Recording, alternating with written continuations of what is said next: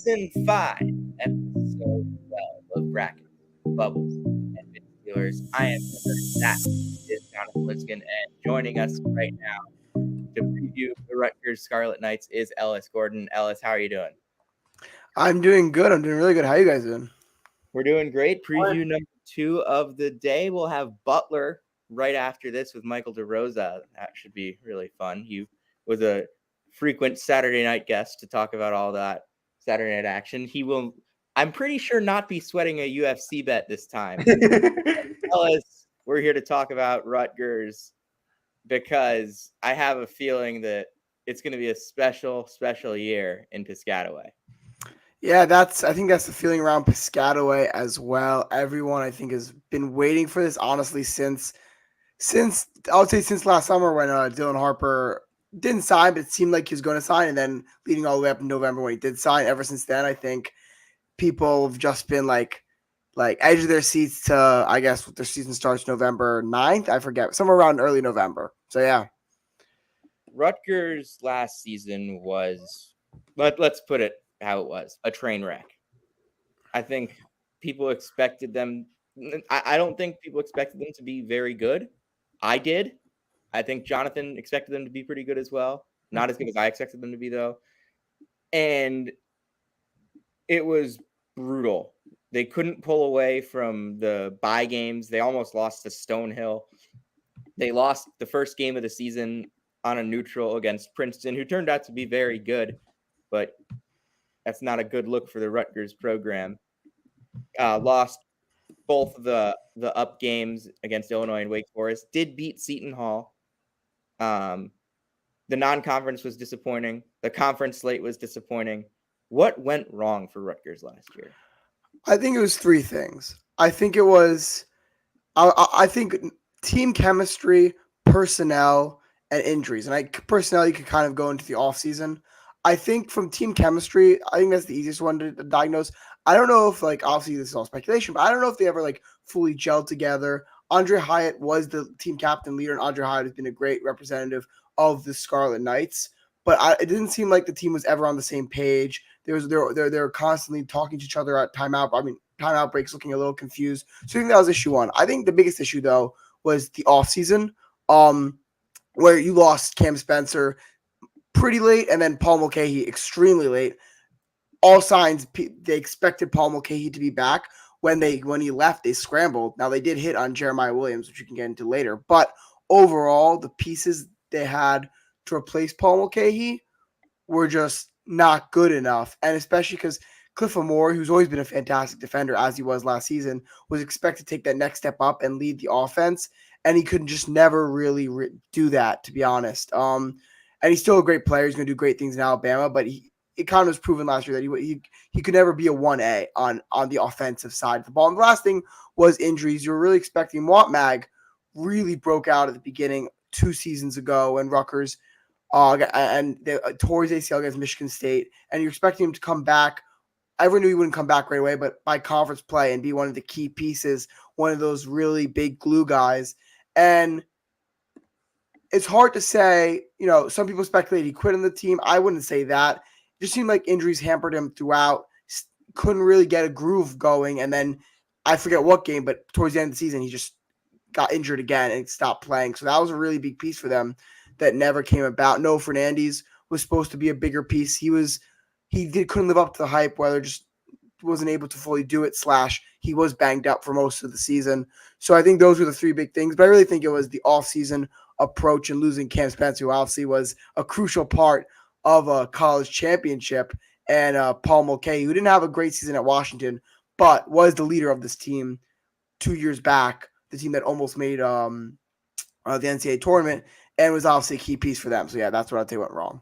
Yeah, Sam, I remember last offseason you and I kind of talked about how we didn't know how good Rutgers' offense would be, but we thought, hey, their defense will be really good, so how bad could it really get? Well, it turns out that it can get that bad. Yeah. But at the same time, there were some external factors, like you mentioned, Dallas, that really kind of derailed their season. Jeremiah Williams maybe ended up being their best offensive player. They got 12 games out of him.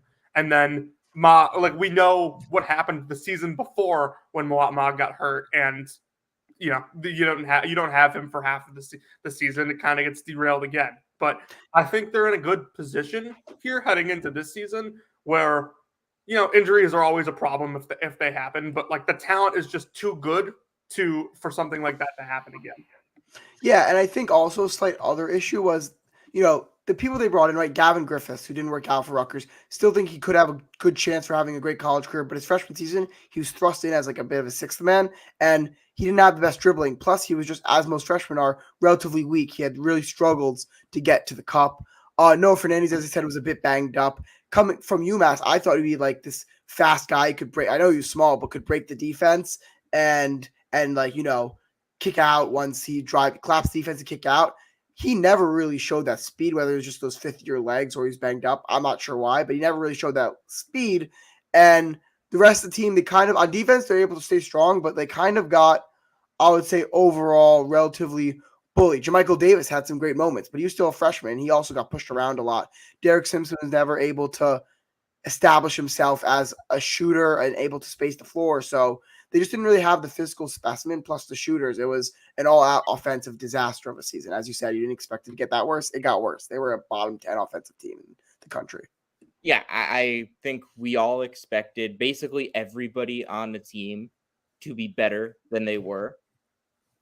And none of them really could live up to the expectations. And at some point, it didn't become one person's fault. It just became the season is off the rails because nobody can get a bucket. Noah Fernandez got a ton of buckets at UMass.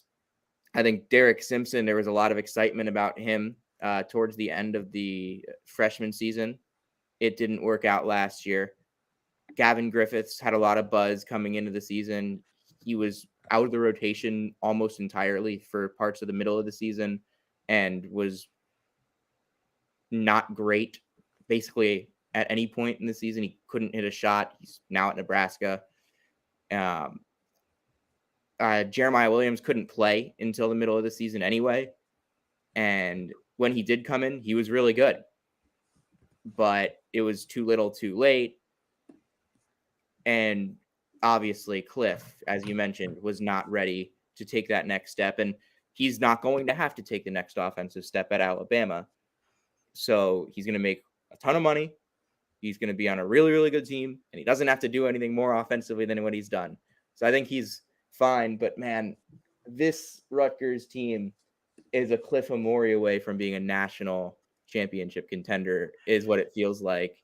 And they had Cliff Amore last year. No, you are totally, totally right. It is kind of funny.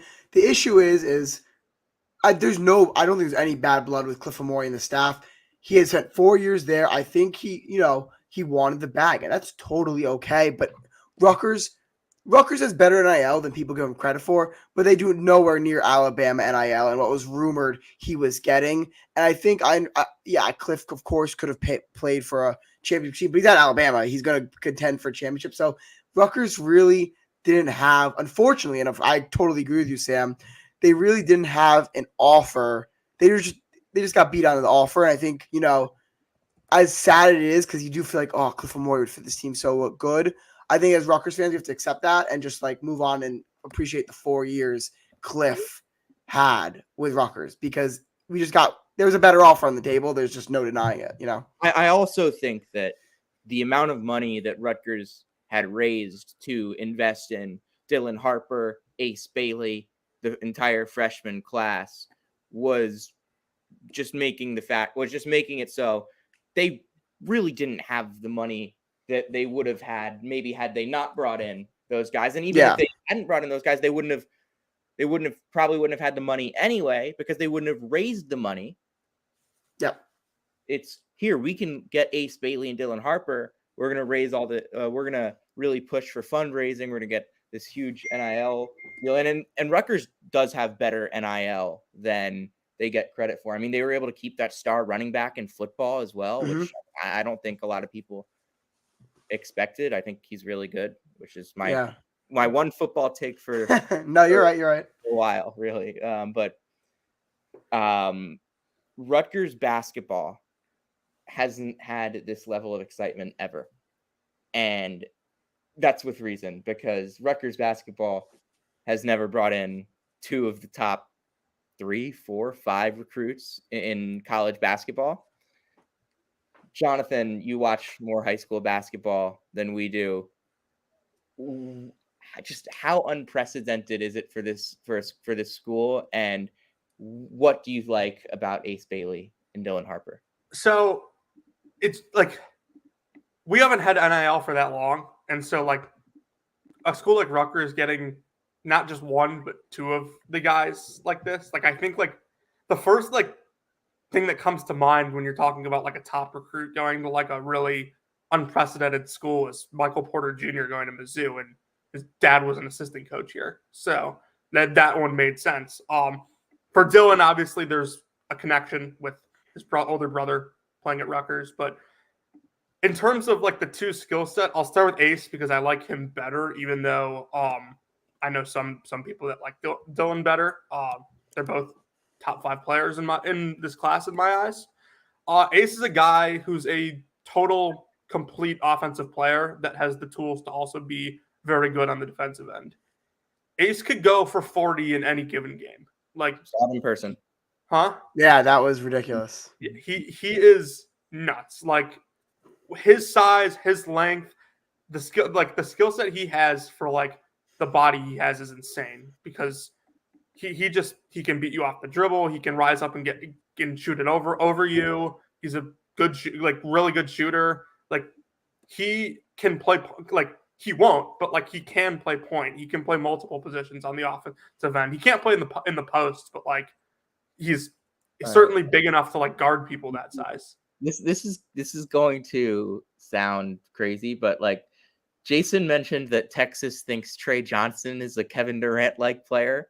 If there's a Kevin Durant in this recruiting class, and there isn't, but Ace Bailey has the ball handling and has the ability to be a primary ball handler, score from anywhere on the court at that size with that athleticism.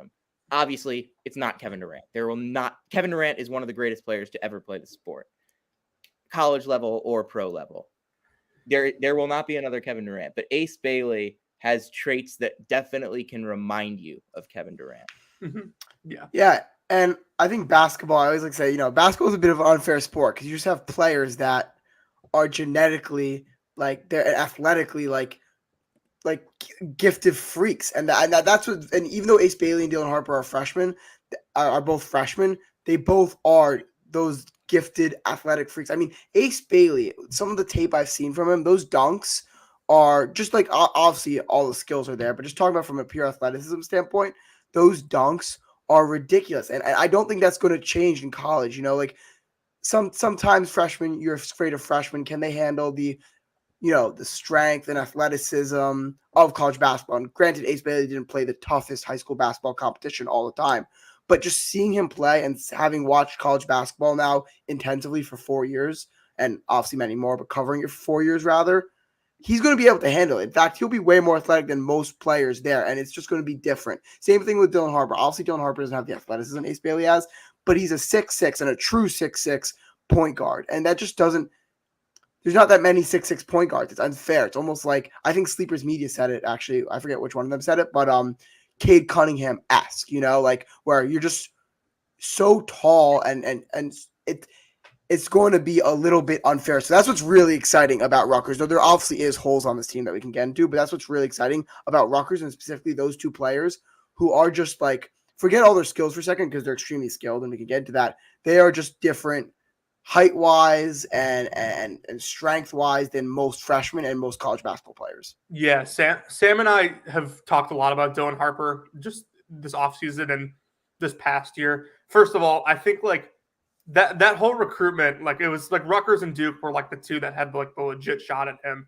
And I very specifically remember a tweet from Trilly that said like, if Dylan, like Steve Peichel is at every single one of Dylan Harper's games, and if like Dylan Harper was playing a basketball game on the moon, that Steve Peichel would be there. Yeah. And like from that second, it's like, okay, like Rutgers has him, and that's I think when the excitement really got going with them. But on Dylan Harper, Sam, you and I have kind of gone back and forth on like what position like we think he's gonna play. I think personally he is a pure point guard, and I think that while Rutgers has other guys on the team that can definitely handle the ball, Ace included in that, I think Harper at the point is just like you said, Alice, is such an unfair advantage because of his height and his size and just his skill set with that.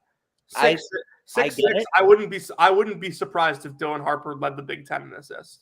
I just don't think he's quite as good of a playmaker as a lot of people do. I think he's awesome.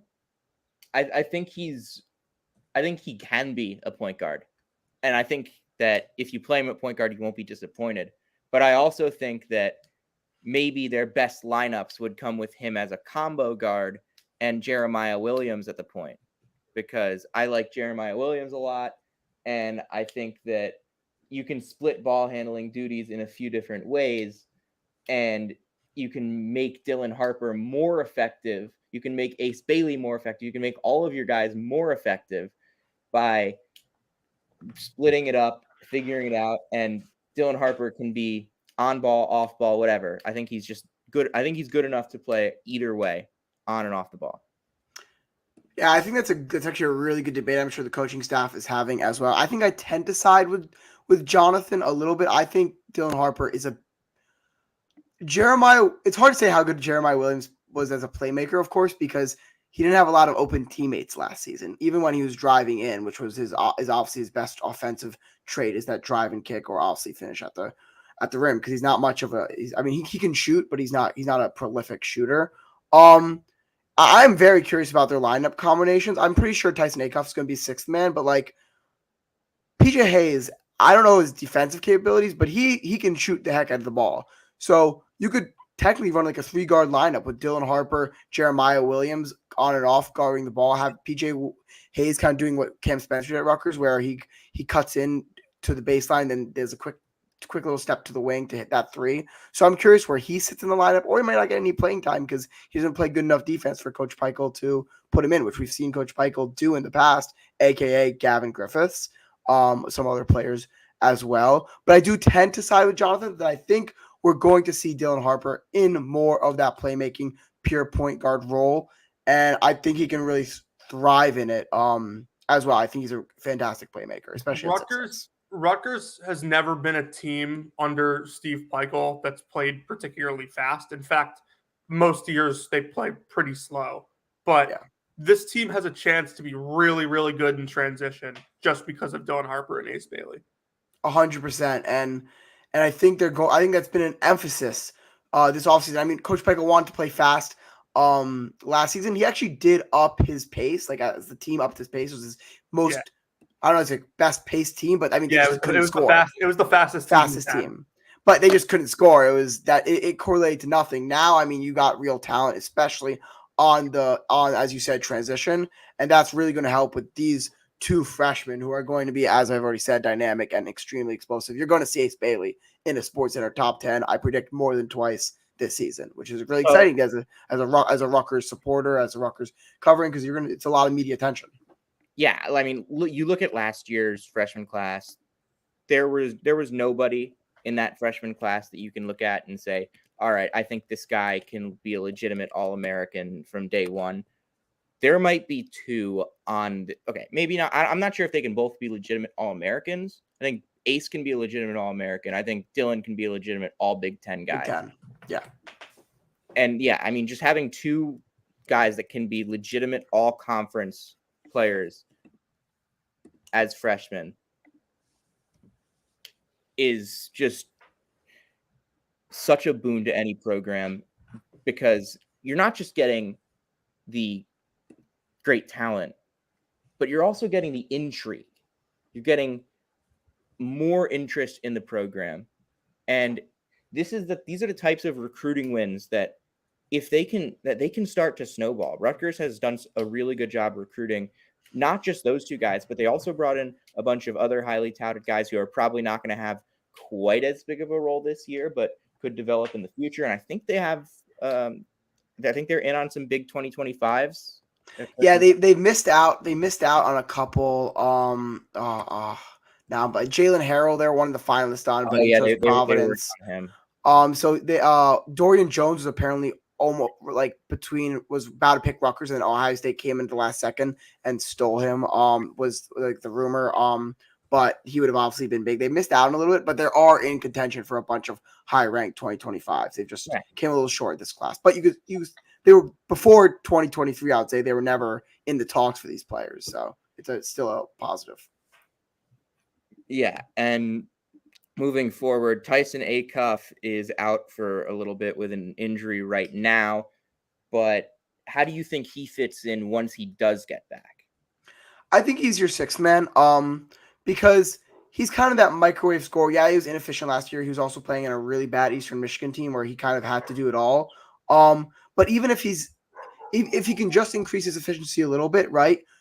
Dylan Harper's going to need some rest. Jeremiah Williams is going to need some rest, right? That's when you have Tyson Acuff. You go out there, be kind of like a little energizer bunny, put up your shots. Kind of reminds me of that COVID team.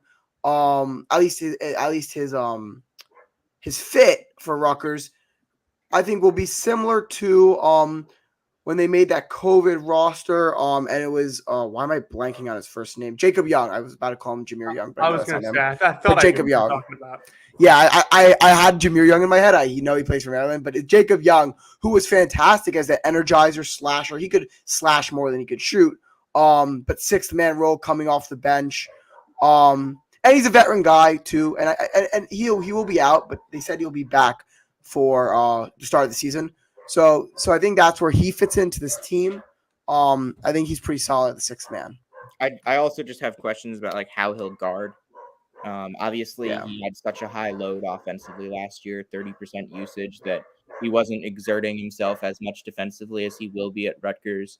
And I don't think Steve Pikiell would take a guy if he didn't think he could guard at all. No, not at all. Especially for a point, or he's probably going to be more of a combo guard.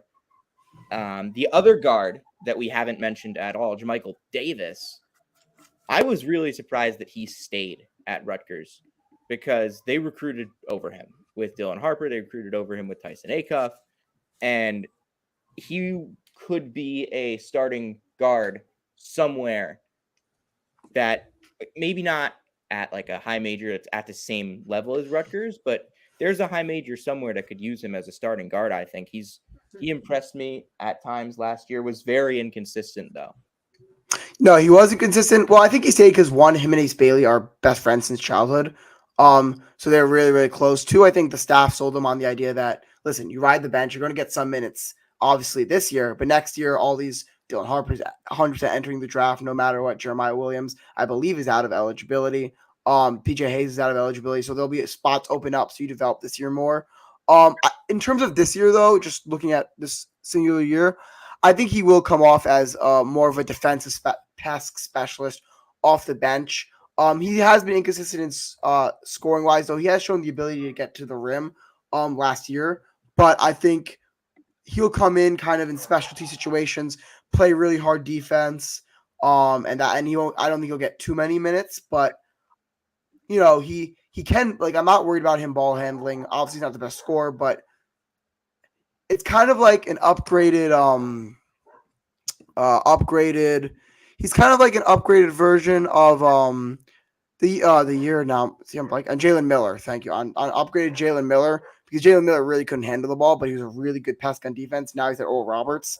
But I think Jermichael Davis this year will serve as an upgrade Jalen Miller, coming in for defensive specialty, and you can trust him enough to handle the ball and drive in. You mentioned declaring for the draft. Do you think there's a chance that somebody who plays 7 minutes a game in like 3 games declares for the draft like they did a couple of years ago? Honestly, I do think that, like, let's say, Ace Bailey, Dylan Harper, they got hurt. I still think they would miss the season. I still think they would declare for the draft. Yeah. And yes, no, I don't think anyone like Jermichael Davis would declare for the draft, even if he played 7 minutes like a Jane Jones. But I had high hopes for Jane Jones too, man. That's a whole separate talking point. But I was really high on him. The single most puzzling draft decision I've maybe ever seen. And what was more puzzling about that was after he declared for the draft, Livingston getting drafted but he no, I mean, after he declared for the draft, he put like those 3-minute like hype tapes that most recruits do, but his was like slowed down to 0.5 speed because he just did not have that many highlights, which was the first like red flag that like, oh my god, That's the what are you first red doing? flag. Well, no, there's a lot more, but that was a huge, obviously, red flag of if you have to put your highlights in 0.5 I don't speed. think I don't think you need any additional red flags. Fair enough. Back to the point though. We've spent a lot of time on Ace. We haven't talked about really anybody else in that wing department. Jordan Durkak comes in from Merrimack. Zach Martini from Princeton.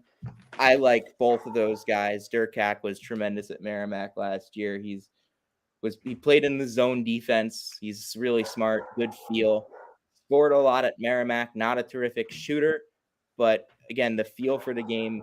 He knows his role, whether he can be a bucket getter, he can be a advantage creator with his ability to just generate leverage with his ball handling and passing ability. I think he's just a good player, just a really good basketball player. Yeah, I do actually. I actually really like Durkak. I think when you look at this team's needs, I think he does serve a bit as the odd man out in terms of who's going to get real rotation minutes. Not to say that he'll definitely hit the floor and he'll definitely play, but I think Zach Martini, just because of how his shooting and how he spaces the floor. Now we'll see if they use him as a small ball 5. I don't think they will, but I'm very interested. But regardless, Zach Martini, they shouldn't do it, by the way. But Zach Martini, on the wing, I think serves them a bit better just because he's that shooter. Like he has his role, he'll shoot, he'll cut, that's all he'll do pretty much, which is what you want when you have 3 dynamic scorers / ball handlers. So Jordan Durkak just can't do that as well, or at least he hasn't shown the ability to do that at Merrimack. Shoot. Oh, in terms of the shooting, I think, unless he's really improved. I think he's a better cutter than Martini. Definitely, but I in terms of the shooting, I really think that Zach Martini's just going to really space the floor for them, and that does leave. Though I think Durkak is very talented, that does leave Durkak a bit as the odd man out. Though we'll see, because he is kind of like a perfect Steve Pikiell kind of player. Like lunch pail, like he's going to play hard defense, going to fit his role perfectly. So I will see. And they also brought in PJ Hayes from San Diego, another guy who can really space the floor with some solid size on the wing. They can definitely use him in a bunch of different ways. Do you think that either of the other freshmen, Dortch or Grant, will see any playing time this year? I really don't, just because you have both those players are wings, and you have such congestion in the wing that sans injury. Now, I think if there was an injury, I think Grant is the first man up. I've read reports that like he's athletically insanely gifted, but he's still so raw as a player. He took most of his senior year off to deal with family matters at home, so he's pretty raw. So is Bryce Dortch. I think they're pretty good developmental recruits. They're just the wing spot is so congested, which is a good problem to have, of course. That I think both those are redshirt candidates. But if I had to pick one, I think Dortch would be redshirt, and maybe Dylan Grant plays in a couple blowouts here and there, especially early in the season. Yeah, I actually wanted to sort of pivot as we wind down here to this center spot, because we talked about so much how they couldn't keep Cliff, but they're going to try to replace him with Emmanuel Ogbol, who played 6% of the minutes last year, and then Lathan Somerville, who's not from the area I grew up, but from the state I grew up in. So I've seen him not in person, but quite a fair bit. What do you think of that pairing in the front court? I would assume both get a little run. I don't think Somerville is going to be a good college player right away, but I do think that I like his long-term projection as a college player. But what do you think of those two replacing Cliff? Obviously it's a downgrade, but how much of a downgrade? Can those two still make a difference? No, it's really worrying, and I really thought Rutgers in the offseason should have got a portal center. Now it sounds like they tried and just couldn't land one that they thought would be a big difference. But it is clearly, when you look at this Rutgers team, that is by far their biggest weakness. Now they rehired Jay Young, who obviously led the Miles Johnson developmental project that turned him into a very, very good college basketball player. And I think that is a positive development. And, Agbole obviously has potential as he is massive. He is massive on the screen. He's massive in person. He's bigger than Cliff, and he's wider and more like ripped than Cliff. So he has that potential to be that kind of like Miles Johnson kind of player, but he's really never showed it. Now, I want to give him some slack. He like in the last game of his JUCO season, his freshman season, he tore his ACL, so he was coming back from that all last season. He came back midway through the season, he only started playing basketball at 17, so this is his third year playing basketball, or maybe fourth. So he really didn't have time, ACL tear, only played one season of JUCO basketball, but he just kind of looked out of sorts, and he has the body type to be good, but I mean, I'm just a little worried. He really struggled catching the balls in the post, something that Cliff really struggled with, struggling in foul trouble. You could see the potential there, and they don't need much from him, which I guess is the good thing. They need him to set good screens, roll to the rim well, play good defense, get rebounds, which his body type all says he could do, but he hasn't shown it yet. Now, if you're a Rutgers fan, you're hoping first full offseason in a D1 program, still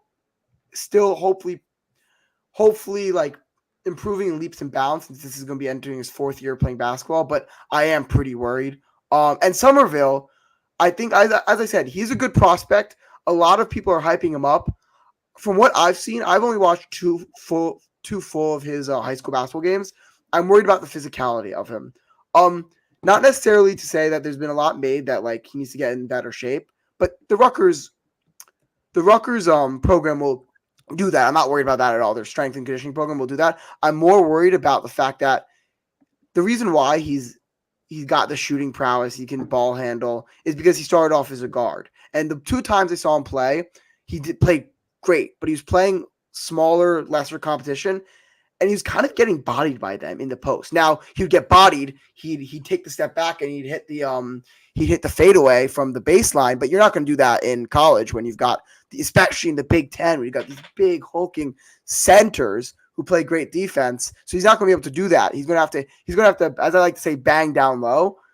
And I'm afraid that he's going to get his chance. He's going to get playing time, and maybe off-season weight program, first time in college, he can do it. But I'm really afraid that he's not going to be able to do it as effectively year one, because he's just not used to it. Because as I said, I saw him with Sam one time, and I was wondering, did I share my notes with you? Because you basically hit all of my notes. Well, we talked about this at the time, because it was true, because he was playing, I forget what team, and he put up, I think, Central. They were all right. You got it. Sophomores, and he put up like 28 and 14. Oh, I forget the exact stat line, but he had a great stat line. He played fantastic.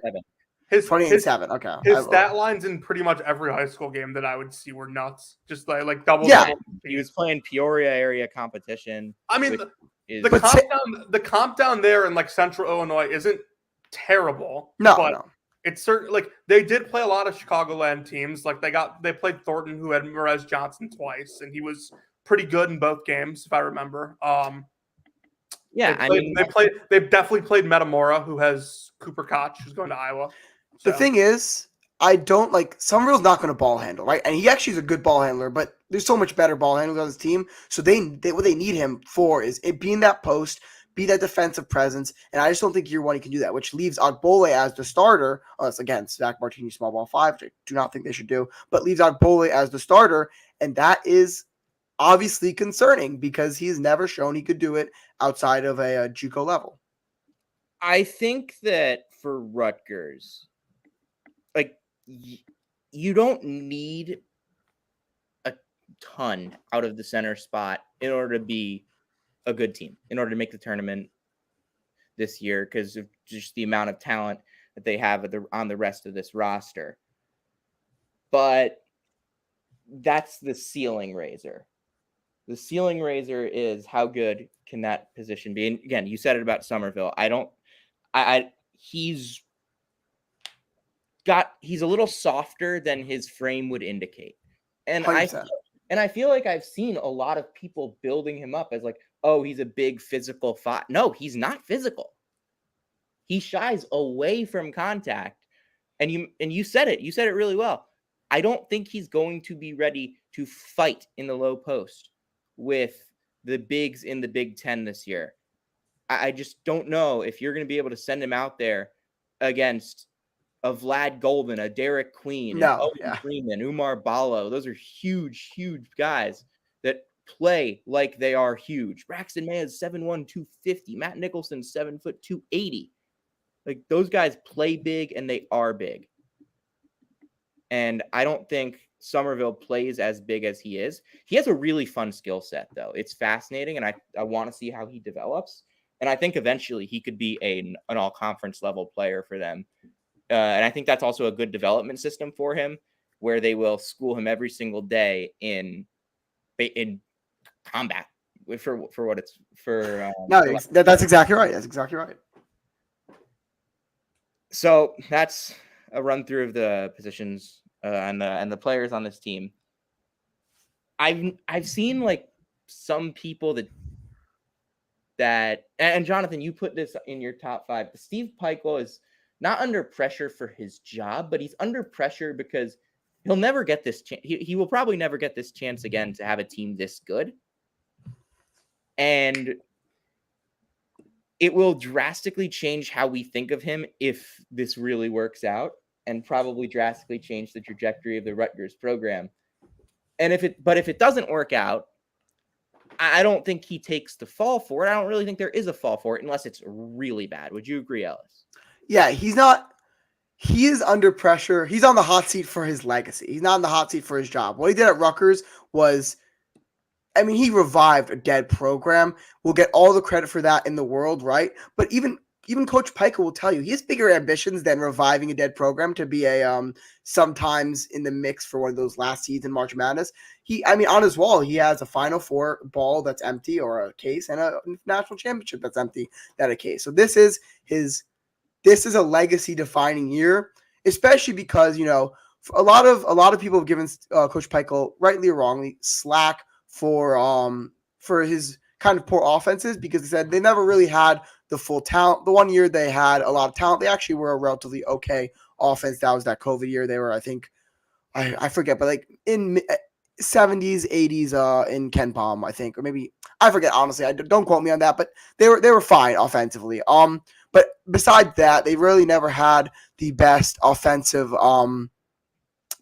they're not the best in offense, but this is now you got so much offensive talent with Jeremiah Williams, who I really think I think Dylan Harper and Ace Bailey will really help him so much, as well as he'll help them being a veteran presence, because it's just going to open this court for them. He's not going to get the number 1 assignment on defense, but this is his legacy. This is his legacy year, because as you said, Sam, if they do really good, they're already in contention for 25 recruits. You could build off something to be one of those teams that just typically get into the tournament, like maybe like an Illinois. Like Illinois is not a blue blood, but they're always pretty good in the tournament. They've struggled in the tournament years past, but they just made an Elite 8 run. They have their spots. And they're a really good recruiting team that is adjacent to a recruiting hotbed. Yes, and which is exactly. So I think that's like the blueprint of what the ceiling could be. But you got to capitalize on this. And you have all the pieces. You brought Jay Young back, as I said. That's going to be a great sounding board for Coach Peichel. That's like his best coaching friend he's had forever. And I think before that. Yeah. So I think I don't know. This is, I guess that's what's exciting about college basketball, being a Rutgers fan, especially. Like, this is the year you got to capitalize. I have faith that they will. And by capitalize, I mean I think they need to get the Sweet 16, or at least win a Big Ten championship if they fail out early in March. Because you had that opportunity in the round of 32 4 years ago against Houston, where you had all the top, except for Houston, you were leading by 10 with 3 minutes left. Your next opponent would have been a Syracuse team that was only good because Buddy Boeheim was catching fire that season. And you blew that game, and that was your best chance to make the second weekend. That 3-game stretch. Yeah, exactly. Maybe that's my bias, but regardless, it didn't work out for you. But now is your best chance, and you got. If you're Coach Peichel, you got to seize the moment. And I think he has the coaching staff around him, has the depth this year, especially, and obviously the high end talent.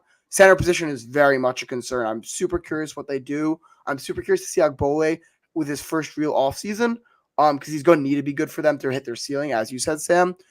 But yeah, it's always all very, very exciting, and I think a lot of the hype is justified, because when you have Dylan Harper and Ace Bailey, two two super high-end recruits, and in most recruiting classes, I think would be 1 and 2 because Cooper Flag is just that good. And no, Ace Bailey's not better than Cooper Flag. I'm sorry, all the Rutgers message board users. But Rutgers people, a lot of people just like out there seem to think that Ace Bailey is better than Cooper Flag. I do not understand that logic. Like, it's no disrespect to Ace Bailey. Cooper Flag is just different. As a Duke fan, we'll get into Cooper at a different time. As a Duke fan, I will say this: Ace Bailey is not better than Cooper Flag. However, I am okay saying that like Ace Bailey is on the same tier of prospect that Cooper Flag is. He's close. I don't think that's true, but I think what I will say is he'll have more highlights than Cooper Flag because he's going to do some insane things. But whatever, it doesn't matter. We don't need to do the Cooper Flag debate. Point being is this is a legacy. This is a legacy year for Cooper Flag. This is a legacy year. Every year is a legacy year for Cooper Flag. For Coach Peichel, and I think that's what's fun as a Rutgers fan. You know, there's real expectations which are great, and you're gonna have to. I don't know. We'll have to see. But I think they're going to be. If I had to make a prediction, I don't know if you guys do predictions now, but I don't think they're going to win the Big Ten tournament. I do think. Maybe I'm more optimist. I do think they finish top 4 in the Big Ten. I do think they go to the Sweet 16. They probably lose in the Sweet 16, but you know, once you're in the Sweet 16, you're angling for one of those runs. Hold on. Let me. Can I go? Go ahead. There is very little that I would want to see more than a Rutgers second weekend at the Rock. Yes. That would it's the perfect storm of you have these two guys coming in, and Dylan and Ace, a talented group of guys around them, and you have the Sweet 16 and Elite 8 in your backyard. If they can get a protected seed, which is a top 4 seed, they'd have to be a top 16 team in the country to do that, and that's really difficult to do. But it's in the cards. That should be their goal, to get a protected seed in the NCAA tournament and get to Newark. Now, I don't think it's a disappointment if that doesn't happen. I think if they're a 7 seed, win 1 game in the tournament, bow out, it's still a great season for Rutgers basketball because that doesn't happen very often in Rutgers basketball. It would feel like a missed opportunity, but it wouldn't be a bad season. I think that for Rutgers, I have them somewhere around the 25 to 35 range in my rankings. I'm a little higher, I think, with some upward mobility. I had them in the 15 to 20 range early in the offseason when I just frankly assumed they were going to bring in a portal center. When they didn't, I had to drop them. And here we are in August, a couple months away from the season, and we're still wondering why they didn't bring in a portal center. But they now have the commitment to Ogbol and Somerville at the 5, which is the ceiling raiser. Unless like Bailey or Harper has a level that we didn't expect, the ceiling what alters the ceiling is the level of play they get from the 5 spot, both offensively and defensively. And I don't think we have anything else to go over. The schedule. I love their schedule too. They got so much hate for that schedule. I feel like I don't understand it. Like, it's not the perfect schedule, but how many schedules are perfect? Like, it's not. It's a good schedule. I think it's a good schedule. You're playing a neutral site game against an in-state opponent that beat you last year. A mid-major neutral site game against an opponent that beat you last year. It's a rivalry too. It's because it's in-state, and maybe not rivalry, but no, they're trying to make it. They're trying to re-up the rivalry, which is I like. We want to promote Jersey basketball, so yeah. And you're obviously already tied into the Seton Hall game every single year, and that's going to be electric because it's going to be in Piscataway this year. They always fill that place up, and they're going on the road to Kennesaw State, which is, I don't know how good they're going to be this year. Haven't done much research on them, but they're probably not going to be that bad. And I got to give credit to any high major that's going to go on the road, take a flight or a long bus ride and go on the or anywhere to go on the road to a mid-major opponent. And that's right before they go to the players first, where they will play like Alabama, Notre Dame, and Houston, I think. Yep, those are 3. Which is 2 of the top 10 teams in the country, and then a solid ACC opponent on neutrals. Like, why are we clowning this schedule? Because they play Wagner, St. Peter's, Monmouth, and Merrimack.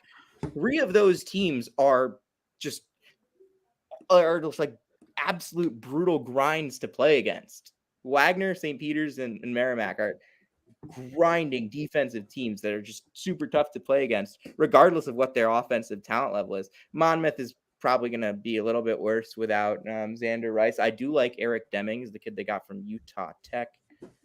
Yes, and Columbia isn't very good, but they're probably going to be better than they have been over the last few years. You could choose worse. You could choose worse bye games to have. Is what I'm saying. And those bye games are honestly, I like the strategy of scheduling bye games that with teams that are going to fight for every single inch on that defensive end, because that's what Big Ten games are. Big Ten games are scrappy. They're hard nosed. They're played at that level. Not at that level. They're played at that. They're played with that sense of just. This is a rock fight. Somebody's got it. Somebody's going to blink first. And if they're in all those games, obviously they want to be destroying Wagner and St. Peter's and Merrimack. But if they have experience playing against teams that will throw weird defensive looks at them in the non-conference play and can still handily beat those teams, and that's a better prep than most of the 250 to 350 level bye game teams for the Big Ten. 100%. Plus, they're doing the New Jersey circuit, which again, I think it's good to promote Jersey basketball. I think that's the right thing to do if you're Coach Pike, if you're Rutgers as like the big New Jersey basketball school outside of Seton Hall, of course. Yeah, I mean, I agree on both fronts. Eventually they'll probably end up getting NJ. Didn't they? They had a no, that was Seton Hall at a scrimmage with NJIT last year, but like maybe in the future they play NJIT. Right? They played NJIT 3 years ago. I forget when. But yeah, I like playing local teams. I like playing local teams that don't back down, and will play tough even if they're going to get blown out. Like, and I like going on the road to mid majors, and I like playing in an MTE that's really tough, and I like playing against a rival every single year that will also fight you tooth and nail for every single inch. And I like the Princeton game. Jonathan? The last thing I really have to say before we get out of here is this Rutgers team is a team I'll be looking to bet to go to the Final Four and possibly win the national title. Rutgers money line. Depending on what their price is. But I'm sorry. All right, I'll take us out of here. If you came to hear about Tyler Self and where he's working, you came to the right place. If you came to hear about watching 2024 recruits on the moon, you came to the right place. And if you came to hear about Caleb Grill and what he's up to, you came to the right place. This is Season 5, Episode 12 of Brackets, Bubbles, and Bid Stealers. This has been our Rutgers preview with Ellis Gordon. Ellis, thanks so much again for joining us. We'll see you back here in like 30 minutes for Butler.